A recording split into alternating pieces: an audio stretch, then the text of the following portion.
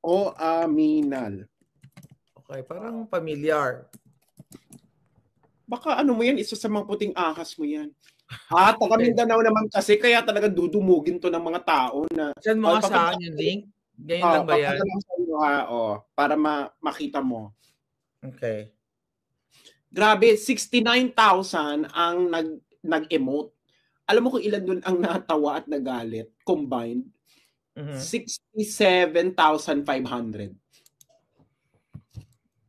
Oh, wow. Well, obviously, mga kababayan, yun na nga lang yung pag-off ng comment section ng Armed Forces of the Philippines, ayun ay hudyat na ang tao ay talagang gising na gising, di ba, Kathy? Talagang gising na gising. Okay, tingnan natin. 4 days ago, ano sabi dito? Okay. It is with unconditional resolve that we join our House Speaker Romualdez in taking a strong stand against unwarranted attacks to our esteemed institution and are sending alarm to statements of threats leveled against our country's President Ferdinand Marcos Jr., Lisa Araneta, Lisa Araneta, now Speaker. Talagang may mga ganitong litanya. Ang sabi niya, it is indeed grave and unsettling that this hostile words and acts are coming from no less than the second highest leader of the land, our vice president, who has recently been the subject of a legal and democratic process of legislative inquiry as to the use of its department's confidential funds. The public, which deserve honest answers on the utilization of government funds, was instead answered with rude and inappropriate words, attempting to deviate from the pressing issues at hand. As Speaker Martin perfectly puts it, accountability is not optional. My God.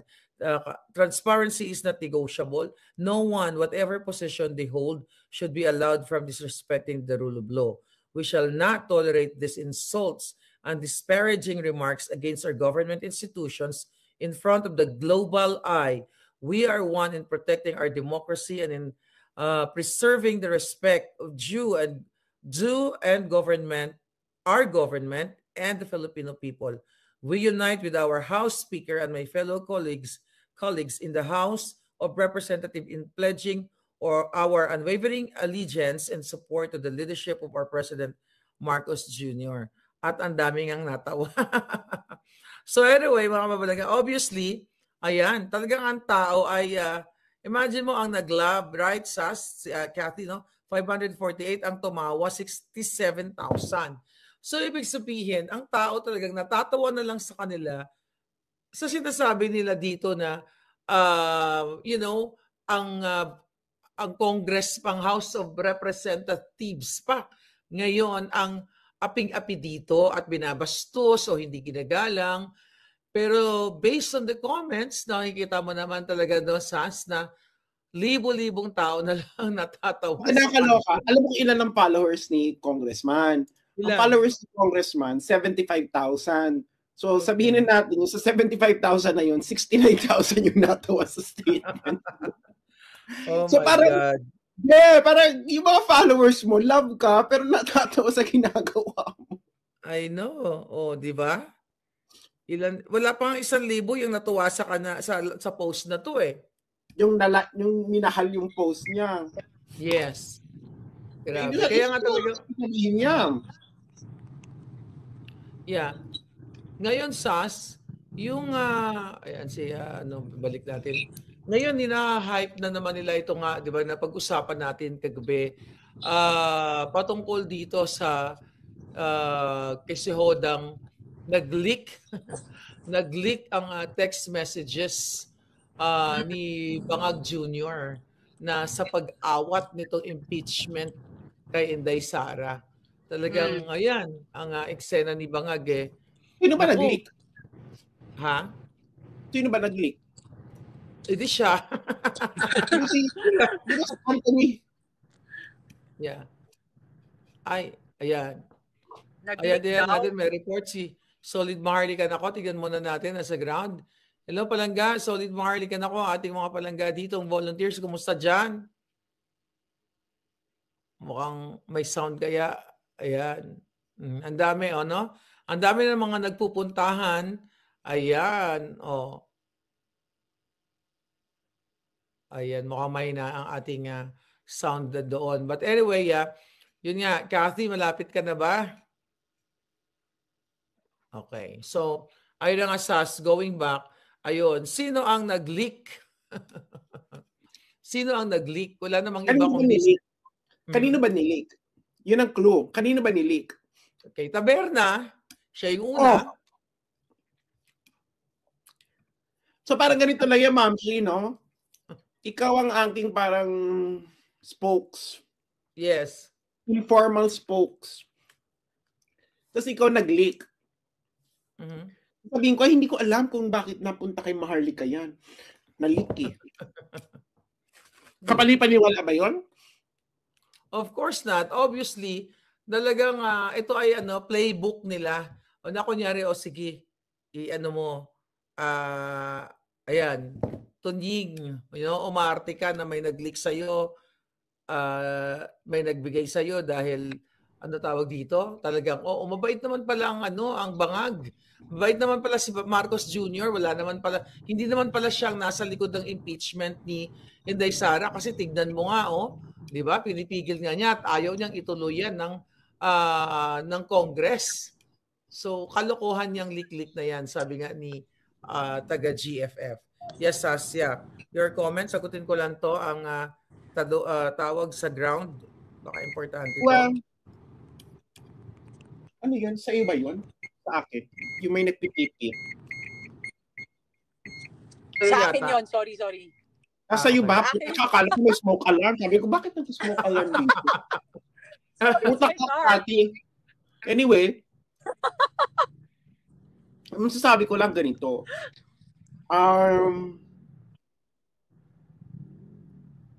Natatawa na lang yung mga tao. Well, natatawa talaga ang mga tao dahil, alam nila na ginagago na lang sila. Kaya pinagtatawa na lang din nila. Yun yung rest back ng taong bayan. Baka mamaya mag-block na naman yan ng comment section. Para katulad ng armed forces sa kakaloka. Di ba ang sabi pa ng armed forces, nilockdown nila dahil sa suspicious troll activities. Kakaloka. Parang hindi naman namin alam yung nangyayari sa comment section nyo. Di ba? I know. Troll activities. Ang weird naman, troll. Gusto nyo makibera sa China tapos troll, takot na kayo? Ayan na.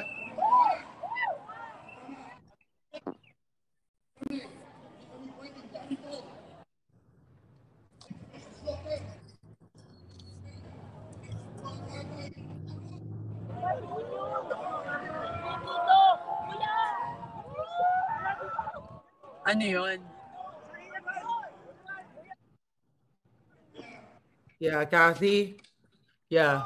So, nandiyan ka na ba, sis? Andito ako, sis. Ayan. Ang ating volunteer, si Palangga. Solid Maharli ka na, kumusta dyan? Meron ka bang ibabalita sa amin? So far, talagang dumadami na nga yung tao, ano? Siguro hirap na hirap siya sa signal dahil nga, ayan, mukhang nahirapan ang ating Palangga. So, ayun na nga, Sas, talagang grabe itong kabangagan ni Marcos Jr. Wala na nga. Ito yung sinasabi ko, nasa point of no return na tayo. Sino mo may kasalanan kung bakit ito napunta sa ganitong kalagayan? Definitely, it's not Sara. Gagalit ka kami kay Sara, hindi nagsasalita ng napakatagal na panahon. Mali ba namin na nagsasalita siya nuclear bomb pa. Diba? Tagang parang Pearl Harbor at Diba? Na parang tayong binagsak ng para siyang, alam mo yung parang kaboom, na parang, ano bang akala namin? Aminin nyo, yung mga nakikinig dito, hindi ba kayo naiirita kay Inday Sara noon, ang tahimik? Umamin kayo. Well, tayo talagang naiirita na parang kaya ba ito magsasalita si Inday? Kailan ba ito magsasalita? Talagang mga taong bayan galit na. Sabi ni Daco, nilagyan nilagyan ng jammer ni Mamshi kaya mahina ang signal. All right. May jammer. Ito Sas, mukhang ano mo to, baka ito yung nagpa-take down ng page mo. Watching from Bangladesh. Ako Si Angelito. Ayan, kita mo si Jenny, pinagbumura ko na nga si Sarah. Di ba? Oo. Kasalanan ba? Tahimik nga si Sarah, inuudyo ka na nga siya magsalita ng maraming tao, aminin nyo yan. Di ba? Wala na nga, hindi na nga, kaunti na nga nang nagla-like sa page ni Sarah noon, dalang tahimik. Aminin nyo yan, tingnan nyo yung page ni Sarah noon. Wala talaga dahil nga, ano ba to si Sarah? Bakit parang beauty queen lang? That's true. Pero nung nagsimula na siyang magsalita, ano nangyari sa engagement niya? Bumongga. Diba? Ibig sabihin, may sentiment talaga. May sentimento ang tao. Di ba kasalanan ni Maharlika yan eh? Kasalanan. Ako na nga sinisisi. Ang sabi pa nadadamay daw si Inday sa mga, sa ating mga expose. Kasalanan ko ba talaga to, Sas? Kasalanan mo yan, Mamshi. Naloka kaming lahat sa'yo. Ay, ano to si Maharlika? Ano eksena nito? Ayan, natin volunteer, Hello, Palangga. Kumusta ang eksena dyan? Sana may sound ka. Naka-headset. So, pero ayan, medyo Ma'am, aminin nyo dyan, yung mga nakikinig ngayon, hindi ba kayo naiirita na kay Inday Sara noon? Nung tahimik siya, mga 2 years, ganyan? Hindi ba? Yeah. Sabi ni Gloria, tahimik daw si Inday Sara at napuno na siya. Yes, exactly. Kasi nga, gusto lang ni Sara is magtrabaho na lang. Kaya bahala na kayo dyan kung anong gusto nyo gawin sa buhay ninyo, kung magnenok kayo, diba? O halimbawa ito si Pam, kasalanan ito ni Pam. Kung hindi niya... Mas kasalanan mo. Mas kasalanan mo, Sas, sandali, kasalanan mo. Yung idea ng leak na yan, idea yata ng kaibigan mo yan eh. Talaga? Ay, hindi naman. Oo naman. Alam natin yan. Sas, hindi mo ba Ma'am, hindi niyo ba nababasa yung tono niya doon sa pagka-craft ng ano? Ako, feeling ko, idea niya yung video ng nakakabahala. Really? Sabi ko nga, Pam, wala kasi dito, hindi sa live ata ni Joy or dito. Sabi ko na, napansin nyo ba na iba yung Bongbong Marcos nung tumatakbo siya at iba yung Bongbong Marcos ngayon? Ang layo niyang sumagot sa issue. Bakit? Kasi magaling yung team. Ay, si Pam ngayon. Ang ganda si Sasyo. Magaling ang team. Ang communications team ni Bongbong Marcos nung election. Huwag na tayo magbulahan. Magaling ang comms team ni Bongbong Marcos nung panahon na yan. Si Pam, kasama yan, saka si Marlon. Diba? Yeah. Kaya tanong Pam, kung ikaw ay nasa comms team pa niya, sa tingin mo, papayagan mo siyang magsalita ng ganyang nakakabahala? Hindi. Unang-una, Yes, unang-una, President, nakita yung kalat ng bahay ko. It's okay. Ilagyan natin ang kote sa malinis na parte. Okay. Unang-una, presidente ka. Hindi mo dapat sinasabing nababahala ka. Dahil once na lang na sinabi mong nababahala ka, kanino pakakapit yung mga Pilipino na natatakot na? Leader ka ng bansang to. Munggago ka ba? Di ba? Yeah. Ma'am, parang if you relate this punta lang ako kay Ma'am Maharlika. Remember nung meron silang November 1 episode sa vlog niya na sinabi niyang at 2 a.m. nagpunta kami sa ganito, nakakatakot. Gago! Yes. Presidente ka? Tungaw ka ba? Sabi ko, pumunta siya doon sa sa bahagi ng Malacanang na natakot siya kasi tamang inala dahil baka tumitira siya ng 2 a.m. Na, totoo yun. Diba? Parang kanino pa kakapit ang mga tao kung ganyan na lang na lagi kang nababahala. Minsan ka na lang magsalita, nabahala ka pa, natakot ka pa, uutal-utal ka pa. Sadya ang tao pupunta doon sa pangalawang pangulo, hindi sa'yo. Hindi. Sumagot na raw si Shelong Magno, pilit na naman yung Meregis Payatos at dapat daw i-abolish lahat ng confidential fund. Tigilan nga ako din dyan ni Shelong Magno. Si Shelong Magno. Mga pinaglalaban niya sa buhay. Mga pinaglalaban niya sa buhay. Sagutin niya si Laila merong unliquidated na confidential funds. Anyway, hayaan niyo na si Shelong Magno, dilaw pa sa hepatitis yan. Ano ba naman yan? Nagagalingin pa naman ako dyan na parang professor, ganyan. Pero parang di ba? Magaling ka pa naman. Parang ano pa rin mga hirit-hirit kung Mary Crispy Apos. Very yellow pa rin. Kasi kung kung for Filipino siya, lahat,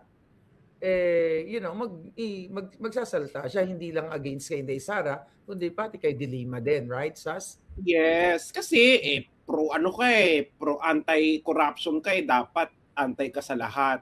Pati kay Lenny, si Lenny nga may notice of disallowance pagkaalis ng Malacanang ng pwesto. Siyempre hindi na hinabol yun dahil wala na siya. Diba? Anyway, highway. Speaking of Lenny, sorry. Ang pag-uusapan natin dito kasi ay itong mga kaganapan ng comms ni Bongbong. Kasi ayun isa sa mga dating comms si Pam. Yeah. Ibang-iba kasi Mrs. yung campaign comms sa now comms. Pam, anong masasabi mo doon sa... Parang hindi binarel yung script bago pinabasa. Mrs. yung mga kwentong chichiryang words niya. Anong masasabi mo doon nung nabasa mo itong mga kwentong? Unang-una, Mrs. saka Miss Ma'am Maharlika, nung campaign pa lang yun nanliligaw ka. Masyado nang stricto and ang layers pagdating sa approval. Ibig sabihin, pagdating sa'yo, sasabihin mo na lang, babasahin mo na lang, ipapractice mo na lang na hindi ka mauutal sa pagre-recite. Pero yung ngayon, yung ngayon, hindi mo alam kung yung mama pinabayaan na lang ng mga taong nakapaligid sa kanya. And you were saying kanina, nakikinig ako bago ako nakasampamistas, no? Yung mga nagpoprotekta na lang sa kanya, yung mga taong nakikinabang sa paligid niya. Which is also not the case at the moment. Kasi yung mga yan, all they intend to do is come, and by the time na lahat ito ay nagiba na, kumalas na and all, buhay ang gripo nila, dumadaloy ang grupo nila until such time na makarecover ulit sila. Hindi na rin siya inaalagaan. You think yung leak na yan, presidente ka, Tinext mo ko, ako na gaga, i-screenshot ko. Wala ko ng coffee, mag-chika muna kayong dalawa dyan. Hindi, Pam. Ang ganda mo. Thank you. Ako nga. Diba? Kasi, Pam, hindi lang yun. Ngayon ako nakakita na presidente nagtitext. Oo, no? Ng phone niya. And direktahin. Kasi nga ang churi, alam mo nung ang churi. Sas naman, I can text you and you can edit my name sa phone mo na ang pangalan ko ay Princess Sarah. Na ikaw si Sedi na nag-send sa akin, di ba? Kung ini-screenshot mo rin yung pangalan mo na BBM, screenshot mo na rin yung phone directory na ito ang number mo. Just to emphasize the truth here na ikaw ang sender. Actually, mali talaga siya. Kasi, hindi lang ako nakakita ng presidente na nagtitext, hawak yung telepono niya, nagtitext. Parang, it's very unlikely. Si Digo nga, ang lahat ng comms niya, si Bongo. Wala kang ma-receive na diretso si Igong. Yung ganyan, yung kakausapin mo yung mga congressman, bakit ikaw ang diretso? Ba't hindi mo pa kausap yung executive director mo? Ay, executive director. Executive secretary. Di ba yun ang trabaho ng executive secretary or ng SAP? Ano naman naasahan mo dun sa SAP? Lutan ano pa ba sa Ano na ba siya? Sober na ba siya? Ang ANSAP naman yan yung yung bill mo ko, di ba? Yung ba yan? Control naman ng SAP, di ba? Anton, gusto ko ng siopaw na pink yung dot sa ibabaw. Baka ibang pinabibili. Baka nga, yan may yung mga special delivery. Anton, gusto ko ng ganito, ganyan. Baka ibang pinabibili. Yung iba na yun, alam na natin kung anong binibili. Baka pinabibili, mag-ingat ka, Anton, ha? Naghabili na ako. Anton, naghabili na ako, ha? Makinig ka. Naghabili na ako sa lahat ng pagawaan ng cocaine. Binanggit! Alam yan. Sabi ko, pag ito ay i-deliver sa mga politiko sa Pilipinas, sabi ko sa kanila, wala akong pakialam sa negosyo nyo, bahala kayo sa buhay nyo, pero ito lang pakiusap ko. Dahil aping-apin na ako, mga mamshi, mga mamshi, aping-apin na ako. So ito lang ang pakiusap ko sa inyo, pag ang delivery ng cocaine ay sa mga politiko sa Pilipinas, lagyan nyo ng cyanide. True, Lily. Tama. Diba? Kaya nga sabi ko sa NBI, pag meron diyang politikong bigla nang natumba habang nagko-cocaine, ako lang po ang suspect. Dora. Ulitin ko, kung ang politiko ay natumba habang nagko-cocaine, ako po may kasalanan doon kasi pinalagyan ko ng cyanide. Bahala na kayo kung paano nyo imbestigahan yan, NBI, pero yun ang aking habilin. Pero maghabilin ka na ba? Hindi pa, pero papayuhan kita. Maghabilin ka na sa mga vloggers kung paano ka ipagtatanggol sa sinabi mong yan. Bigyan mo kami ng bullet. Tawag ka sa NBI. Oo. Pasipina ka. Baka patawag kayong tatlo dito, no? Parang, Oo, kami witness. No, kami, si Cathy nandoon. Hindi ko alam, wala pang Perfect dumarating sa akin. Ay, maganda yan. Pina. Mapapatawag na rin. okay. Ano bang sasagot ko dyan? Is lacing cocaine with cyanide a crime? They have to take cocaine first before they die. Yeah. If they don't take cocaine, then they don't die.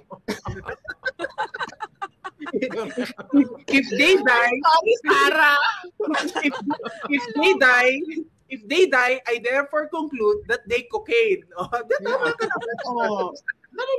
Kasalanan ko ba? Ako ba? Kung hindi ka bumili ng pinagbabawal na gamot, hindi ka buhay ka pa. Correct.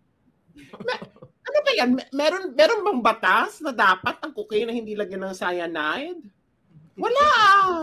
Baka hindi naman yung tips ng gusto nila. Hindi naman nila malalaman kung talagang nilagyan at sino naglagay. Sinasabi ko na nga ako. Siya na nga, umamin na nga, Cathy. Ano ka ba? Gagas ka sa pag mamaya lang, may biglang natumba dyan. Uy, tapos kami pa ang ka-session mo ngayon. Correct. Aminin mo muna na nagko-cocaine, na natumba ka habang nagko-cocaine. Ako na amin ko na. Problema. Ayaw ba namang nakikinig dito na gano'n ang patakaran natin sa buhay ngayon? Hindi, gusto nila. Diba? Sas, meron ako na yan. Bahala na kayo kung siseryosohin, kayo mga politiko nagko-cocaine, bahala na kayo kung siseryosohin yung sinabi ko, hindi, pero sinabi ko, naghabili na ako. Uy, pero bilin ka sa amin ha, kung paano pagkatanggol. Uso ngayon yan. Actually, nagpa-release na tayo, Sas, no? Mga 1.8 tons. Yes! Sabi ko na kayo yung alitagtag Sa inyo. Kami yun. Nakausap ko na. Ito siguro si Maharlika, mas malapit siya sa Mexico, saka sa Colombia, malay nyo ba? Diba? Ako, mas malapit ako sa Golden Triangle dito sa Southeast Asia. You never know. Pero nagabili na ako. Na-request ko na sa Colombia ako kumuha. Sa Colombia. Wala akong maisip. Kanino ako maghahabilin? Dati tayo na lang dalawa sa buhay. I know. Diba? So, ikaw, Pam, anong masasabi mo sa takbo ng career ngayon ni BBM? I think this is his last hurrah. Either not this year, of course, he's still gonna make it to 2025. I know that, but that would be it. That would be the last. And you know what are the signs? Sobrang tindi ng pagnanakaw, sobrang tindi ng korupsyon, sobrang tindi ng lahat ng wala silang mga output and projects is because mas una nilang tinutukan kung paano makapag-ipon para buhay ang kanilang gripo until the next decades na matsugi na lang sila at maipasa na lang nila ang sumpa nila sa susunod na salinlahi. You know, sa tingin mo ba, Ma'am Mahardika, magnanakaw ka ng ganyan katindi if you're not preparing for something? Of course not. Pero I think, baka hindi na rin nila mapakinabangan kasi yung mga anak kung mai-release na yung coke with with cyanide. Nakakatakot, manipulation yung nasamahan ko. I think so. At ito naman sabi ko hindi ko alam kung kailan ang delivery. Siyempre pag malaman ko baka sabihin nila baka isumbong ko sa pulis, di ba? Basta nagbili na ako. Wala na yun, Pam. Kasi si Cathy ang makakapag-testify niya, makakapag-kumpirma niya. So wala na rin yan. Kahit nakakutin nila, ubusin nila yung pera sa pagnanakaw, once na makarating na sa kanila yung pinamanufacture namin ni SAS, pointless na rin. seryoso ba yan? Alam niyo, napaka-gullible ko. Pero gusto ko nang maniwala. Hindi nga, ikaw nga, parang bomb joke yan, Pam. Yeah, I know. Mahala ka kung siseryosoin mo, hindi. Pero it's there. Parang yung kaibigan mo, Sas, yung seatmate mo sa dinner, walang wisdom yung mama, no? Nabulok. Dinner. Marami akong ka-dinner. Dinner sa Forbes? Di ba seatmate kayo? We're talking about the international relations. Yes. Ilang beses ko siya naging ka-seatmate. I think, actually, nakakaawa siya. Yeah. Alam mo yun, nakakaawa siya na parang, bakit mo yung sarili mong palibutan ka ng mga ganyan? Baka gusto kasi itong seatmate mo, sino ito? Bigyan mo na yung mga manonood. Si Bangag. So, hindi na clue yun. Yun na yun, pangalan na niya yun. So, bakit mo hinayaan yung sarili mong palibutan ka ng ganito? Bakit? True. Maayos na eh. Pero true enough, minalas talaga tong administration na to kasi hindi pa umuupo, nag-aaway-away na. Yeah. Di ba? Can you imagine? Sino bang unang binalahura? Hindi ba si Vic? Unang yung binalahura si Vic, hindi naman pala totoo na naniwala pa akong kamag-anak. Nakakaloko. Naniwala pa akong kamag-anak niya nga talaga. Kumbisa sa presentation of events. Tapos yung alam mo, I witnessed the first time na nag-meet yung wife ni Attorney Vic Rodriguez and si Chet Pastrana. Hindi pala niya ano-ano, tapos naniwala naman tayo. At nung na-witness ko yung first time nilang mag-meet, talagang parang merong hindi ko alam, merong hiya, merong lungkot, merong nakahinga sila ng maluwag, pero malalaman mo talaga na hindi sila magkakilala. Sa tingin mo, nandoon ka sa nung time na nandoon ka pa, Pam.